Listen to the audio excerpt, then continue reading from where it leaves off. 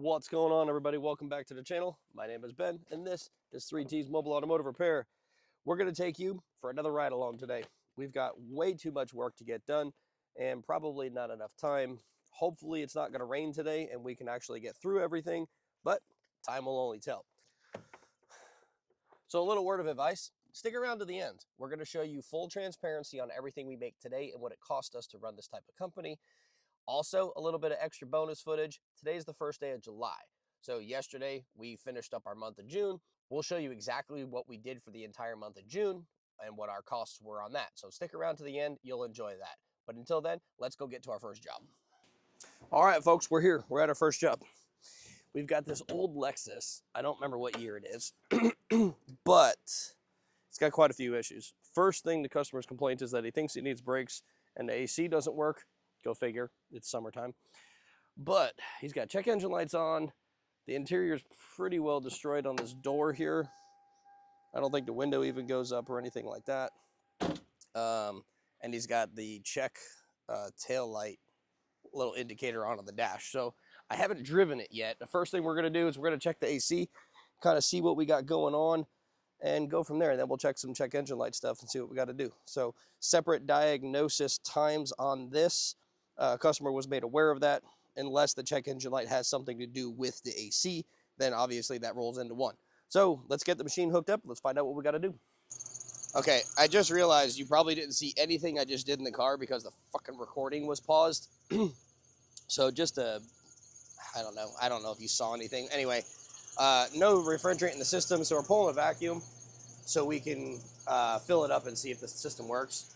We have a code for incorrect purge flow, so we're going to take a peek around and see if we can see what's going on. All right, we're going to see if we can get, if this is the purge valve here. I think it is. Yep, that's the purge solenoid right here. So when I command it, I got no control over it. So we're going to hook up and see if we can get a light. Oh, wow. Yeah, that's not correct. Or maybe I'm assuming that's not correct. So when it's turned on, the light's off. When it's off, the light will come on, and it takes a minute for it to come on. Yeah, so let's go back to guided component test real quick. Engine, evap system, purge solenoid, component information. All right, the VSV for evap is an electromagnetic solenoid that is pulsed on and off when energized by duty cycle command from ECM.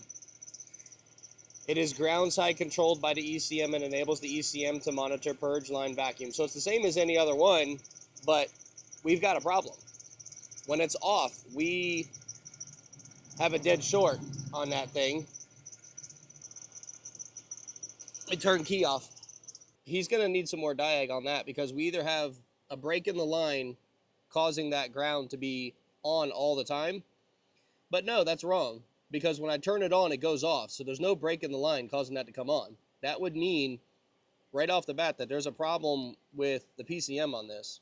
Yeah, unfortunately, with key on, engine off, that should not be straight grounded. When it's on, it should be pulsing like any other purge solenoid. Yeah, I gotta fill the machine. It says, charging has slowed, building internal pressure. Son of a monkey's uncle. That's the second time I hit that spot. I did it yesterday right there on my side door. Son of a butt. But electronically, the system works. But performance-wise, it's probably not gonna work. So I'll give it a second here. All right, 1.4 is close enough. But our problem here is we've got a sticky expansion. We're pretty low here and not high enough there. 1.4 to a 1.7 charge is close enough because our minimum charge is 1.65 to 1.87.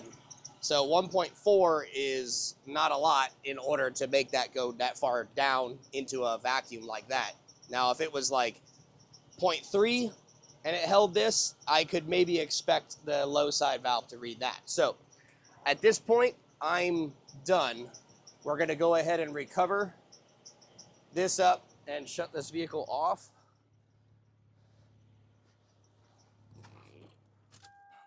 We don't have much else to do at this point.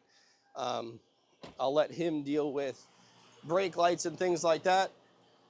He's going to need to get sold a leak check, and he will need an expansion valve. Compressor works. It's a little noisy, but he's got a million other noises in there too. I'm not sure what his plans are for this thing in the slightest bit. I don't know why he bought it or what the purpose of buying it was. I think he got it because he wanted to have a car from like his childhood or something, but I'm not really sure. I didn't talk to him enough about it. So we're going to write up the few things that we have found today, which is just our diagnostic time. And that's it. We're going to get out of here and get on to the next job. So see you in a bit. All right, we're at our next job. Let's go check this thing out. Basically got a van here that I think the customer went and got an oil change and now it's leaking oil somewhere. But I'm not sure if that's exactly what it is. Hey, oh, you're on the phone still. How? All right.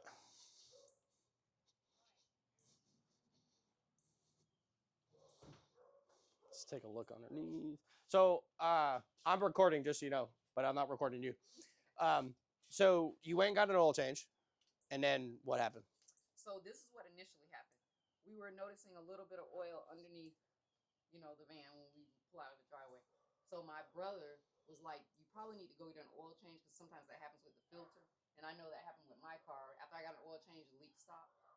So we took it, got the oil change, and like a couple days later, the leak was worse. Okay. Like my son got in there and recorded it and everything, and it was just like all around the filter. Just pouring out and coming out quick. Just like a constant, not even. Michael. Hello, Ben. How are you? Nice to meet you. That's all right. I'll create a problem with it. I'll start it up and see if we can see it. No big deal. Okay. You got keys? Yeah. All right. But that's basically it. You got an oil change and then it started leaking worse. All right. I'm going to put the camera down there so I can watch it. Let me see it first while I got it running. Oh, yep, there it is. Holy crap. Oh. It's the oil filter adapter housing, y'all.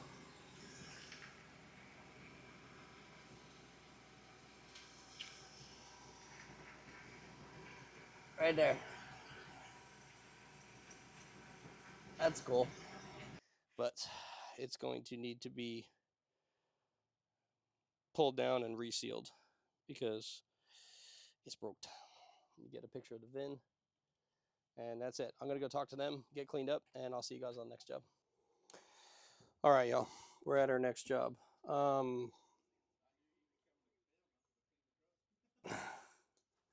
can hear the customer.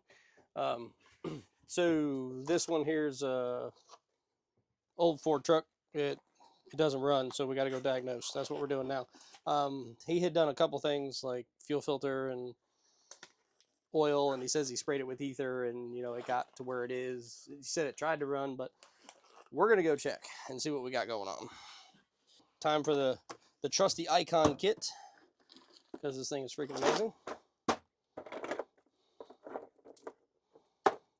And we need a Ford adapter, which is this one here, which I think we're going to need this adapter just because of the location that it's at. We're gonna grab that just in case.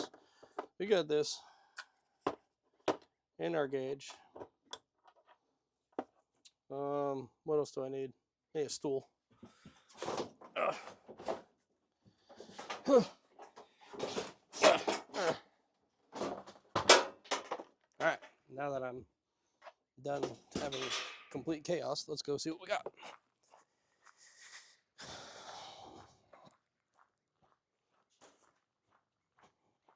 What's the YouTube channel? The business name, but just 3T's Mobile Mechanic. All right. Yeah. And just lost track of time.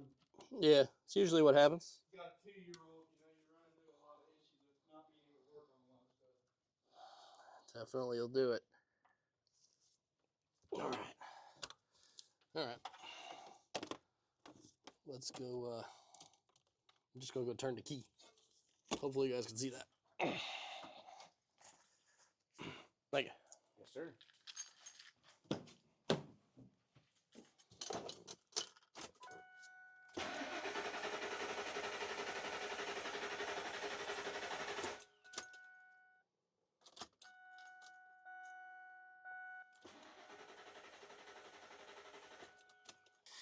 All right, let's go get some wiring diagrams and find out which relay is the fuel pump, and see if we have a fuse after or before that fuel pump.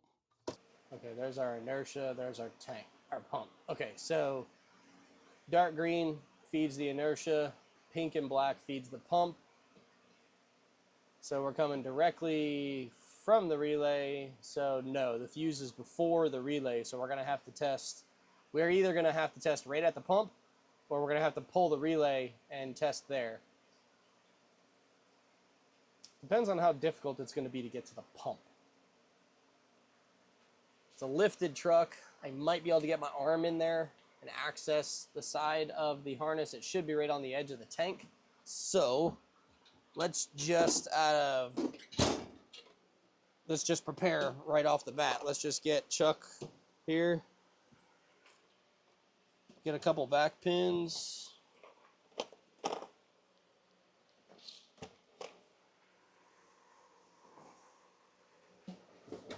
All right, we're doing what?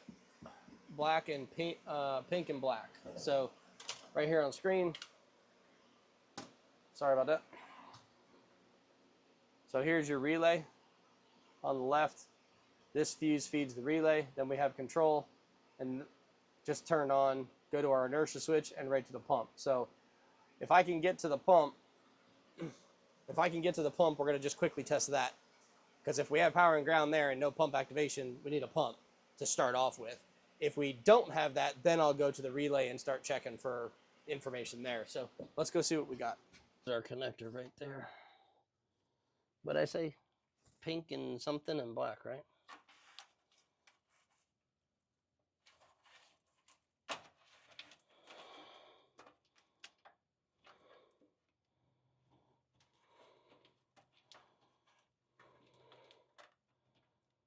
Okay.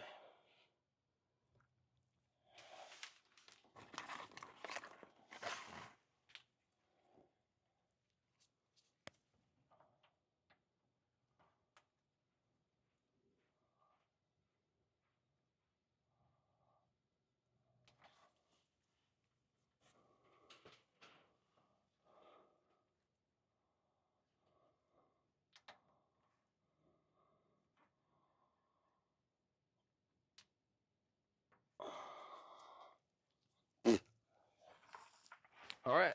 Oh, here's your load. Let's check it out.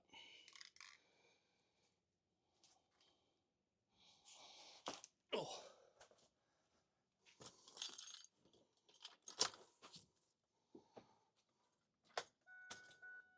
And there you go. Let's make sure it does it on crank.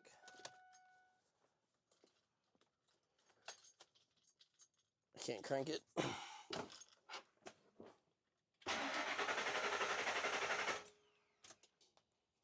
Needs a fuel pump. All right, I'm on my next job. You're not gonna see this one. It's just the Chevy Express van. I gotta do 2 upper ball joints, but it's just meaningless work at this point. So I'm not gonna waste the footage on it, and it's nothing major. It's just something that I upsold a couple weeks ago. So we're gonna go ahead and take care of that real quick. I'll see you on the next one. It's just boring, so we'll see you there. All right, well, I'm on my next one. Yep, it's freaking raining. I got the umbrella up. It's dripping everywhere. I gotta do a fan clutch on this diesel. And we're doing that because of an AC problem, not because I work on freaking diesels.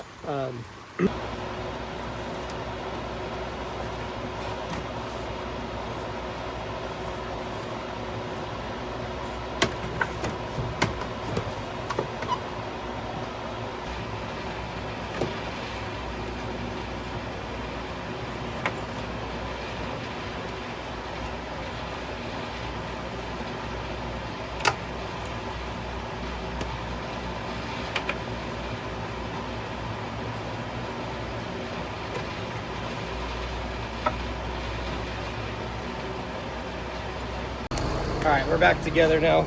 Let's go turn this AC on. And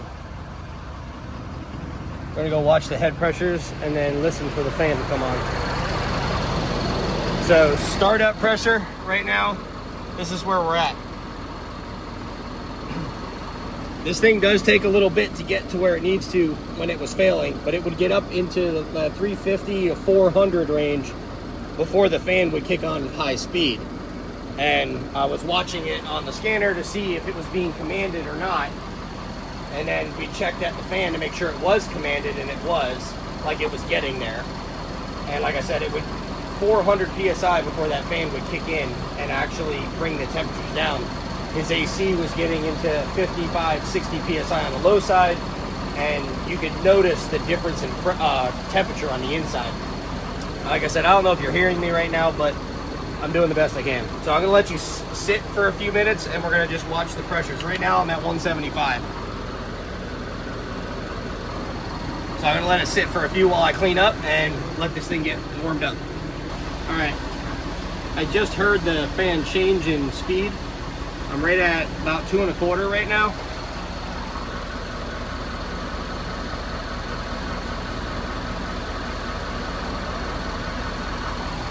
We're gonna let that sit for a second. I can hear the fan changing. Yeah, it just kicked on a little higher. My pressures are going down slightly. Barely, but enough that it's doing what it needs to. I'm gonna keep watching it for another couple minutes. I got to work on his wife's car also. All right, I seem to be doing pretty good. We're still sitting at 225. We haven't moved.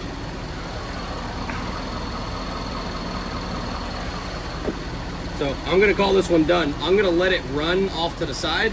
I have to do an oil change on his wife's vehicle. I don't remember what kind of vehicle it is, but I'm not gonna bother showing you that either. It's just an oil change. So I'm gonna go take care of that, and then I still have 2 more jobs to do today. And right now it's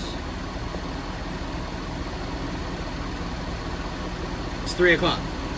All right, next job. Oh, we've got an F-150, and I believe they said it's a coolant leak. I'm not sure though. Well, we definitely have some evidence of a leak. It's definitely got rustiness everywhere. Man, they guarantee they've been freaking adding water to this thing, it looks like.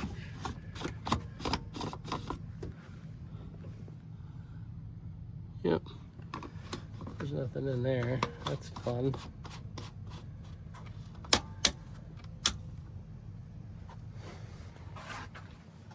Okay, let's set you down because I'm tired of walking in circles holding on to you.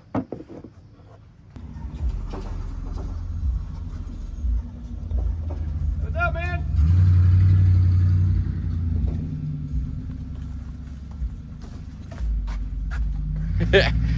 Do you see that Tahoe running back there? That's the one. That's the one that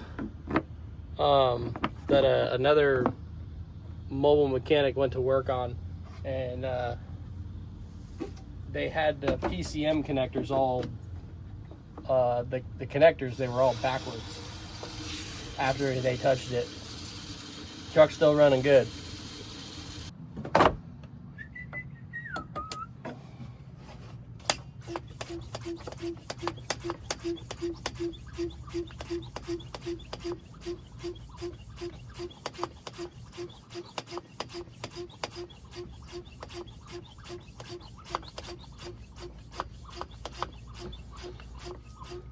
I hear it.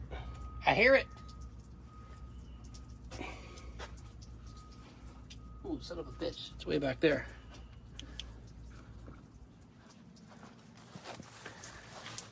Where's that coming from, huh? Yep. It's the heater core. 100%. Okay, I'm at my last job here, which is this Dodge Ram right here. So the reason why I assumed this was a starter, this isn't the starter that I need. It's for something else, but she has a slow crank. And the dealer told her that the display on the dash, because it reads 14 volts, they told her that it doesn't need a battery. And then they also told her that for $238 on a diagnostic fee, that she didn't need a battery. She needs a freaking battery. Like, it's plain as day. The thing's only got 430 cold cranking amps in it. The truck starts really slow. And, oh, she's coming out with a receipt. So let me go talk to her. I'll be right back with you. Okay, cool. All right, I'll see you on Thursday. Thank you. You're welcome. All right, so sorry I cut the video short there, but I wanted to talk to her and see what's going on. So the dealer diagnosed it, and I told her the reason why they were wrong is not because they were just blatantly wrong. They're going based on their test, right? If you drive a vehicle and the battery can somewhat take a charge, and you get so from here where we're sitting to the dealer is about 40 minutes, okay? It's a lot of stop and go traffic, and it's far. It's on the other side of town. So if she had gone there, and for however long she sat in the waiting room, the battery probably would have tested okay. Because today, after me starting it twice and then doing a test on it, it was down at 33% health and 433 cold cranking amps. And the battery's supposed to have 750 cold cranking. And she bought the battery in 2020, June, so literally just past 5-year mark. Okay, it needs a battery. Like, come on, guys. Like, why wouldn't you just sell the lady a battery and just move on from it? So that's what we're doing. We're selling her a battery. We're going to come back on Thursday. Now, this is one of those ones that I want you guys to understand. This is why you need to have, another reason why you need to have profits in your company. I didn't charge her today. She had already gotten taken over the coals at the dealer. They charged her $224 to tell her she needed a starter. She does not need a starter. There's nothing wrong with the starter. I even put a jump box on it to show her that how fast it'll start, and it start just fine. I showed her the failed test on the battery test. So we sold her a battery and we've gained her. She is now going to be my customer forever, guaranteed. She loved everything we said, and she's even waiting for, she's like, the dealer told me I need an ABS module, which she probably does. With that year Dodge truck, it probably needs that. But I was like, we can get you a module. I mean, it's no problem. Yeah, they don't make them right now. They're discontinued. They're on back order, all that stuff. But we can get them. We can get them repaired. You don't need a brand new one. We can get a used one. It's no big deal. It's just a module. It's not like you're putting a used starter in a car or something. So she's very happy. So I just wanted to give you the update on that. It's freaking 5 o'clock, man. It's 5:09 right now. All right, y'all, I'm back in the office. I'm not gonna waste any time here. We're just gonna go get into these numbers, and we're gonna talk about it real quick because I got a ton of estimates to go do. So let's look at today's numbers, and then we'll look at last month's numbers. All right, so here we are. Today, so far, we closed out 6 jobs with 5.5 hours sold. We had an average per RO of 253 with, 58% on a profit margin. And we sold $1,520. Now that cost us, I can't see the mouse on the screen, only $176 in labor and $457 in parts. So let's go look at last month's numbers. All right, so here we go. Last month we did 64 ROs with 108 hours sold. We had a $380 for an average RO, and we ended out with a 61% margin. That gave us a total gross sales of $24,363. That's freaking awesome. It cost me $3,468 in labor and $5,948 in parts. So now I'll give you one little bit of information that I typically try to do. This is new, but we're going to go look at it. And I'm holding the camera because I left my freaking thing in the trailer. But so this next bit of information is how all of that's broken down. Because a lot of you ask how much I pay myself. Granted, I still don't pay myself what this is going to say. But coming soon, we will. Because my wife should be done. Her last day is July 11th. So next Friday is her last day of work. She might take half the week off just for herself, but we'll see how it goes. So anyway, we're going to look at these margins and see exactly where our month was at. Okay, this is a little better. I got a tripod. All right, so this is my spreadsheet here. The red numbers on the right are where we strive to be, and the black percentages right here are where I actually am for the month. So here's our gross sales at the top, $24,363. That was a total of $1,241 in labor sales, or $12,400 in labor sales, 50% margin on it. We had part sales of $11,500, which was at 47. We have to add a little bit to that. That's our $422 worth of fees. So then down here, we have our cost of goods sold, which is labor at $3,468, and then our parts at $59.48. These are the margins right here, and this is where it should be approximately. It's a guide, it's not exact. So with these costs, this is what our net profit for the company was for the month. Now, obviously, we're running a company. We have things to pay for, like I've always told you all. So this is our net profit, $14,946. I have a fixed expenses of $5,800. I have front-end staff pay of $3,300. I take 10% of my net profit, which is $2,436. And then the company has a net profit of $4,873. So we have a couple options here. Once my wife gets here, what we will start doing is I'm going to take this $3,000 of the technician pay. She's going to receive the front end staff pay, and then we're going to take the owner pay. That is $9,211. That's right down here in the bottom of the screen. I don't know if you can see it, but right down there. $9,213. That's what that equals out to. That's technically our pay before taxes, right? I have to pay tax on that. Now, this other $4,800, that's technically our pay as well. So that would be the total $14,000 that we get to take home if we wanted to, but we don't. Now, the reason why I don't take it home is I don't need to yet. And the net profit, I like to keep that in the company. I get a little bit of tax saving on it. Not a lot. I still have to pay income tax on it because it's my income. But with a Type S corporation, if I leave it in the company, I don't have to pay Social Security and Medicare on it. Not a big deal. It's only that 7.5%.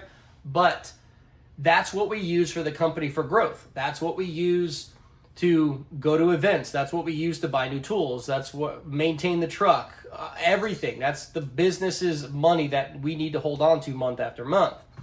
So you can imagine I've only been taking home for the 5 years, I've only been taking home $40,000 a year. So after tax, that's only $2,600 a month because I don't need more money than that. My wife had a job and we were putting everything into the company, buying tools, getting the AC machines, everything, just upgrading and upgrading, getting software, making sure we're familiar with everything, just putting money back into the company as much as we could. Now, I didn't make $25,000 every single month, but that's where we are today. That's how we have been going most of this year. We're in really good standings. I'll give you another little bit. Let's do year to date. Right now, we are on track to do, right now, we're at $123,000 already for the year. So we're halfway through the year. If we keep trucking along at where we're at, that's a lot of money this year. That's $40,000 more than I've ever done. Doesn't mean I'm going to do it, but it's a goal. My goal is to just break $205,000 for the year because we're going to get slow at times. But that's what that $5,000, the $4,800, that's what that's for, to cover us. Cover all the things we need to do. So I like to keep a lot of money in savings for the company because you never know when you're going to have a rainy day. So whenever we're all pounding that into your head saying you need to charge your worth, you need to charge profits, that is why. Because not every single month is going to be an astronomical month.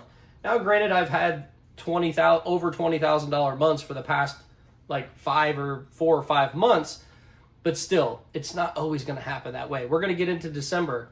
which I can't even say that. December and November for me sometimes is just really freaking busy. I don't know why. I guess just people on vacation and stuff, they're here. I get real busy at that time. January is usually pretty slow, and sometimes October. I don't know why, but it just is. So anyway, that's our month, that's our week, that's our year, that was today, that's all kinds of stuff. I hope you really enjoyed it. I don't know how long this video is going to be, but I hope you enjoy. And if you got questions, leave them down below. I'll do my best to answer those as best I can for you. Some of that stuff might come up in other videos. Go check us out over on TikTok. We show you most of this information, along with more of the information on how to start your business doing a mobile service if you're interested in that. So either way, I appreciate you guys. Thanks for riding along with me, and we'll see you tomorrow.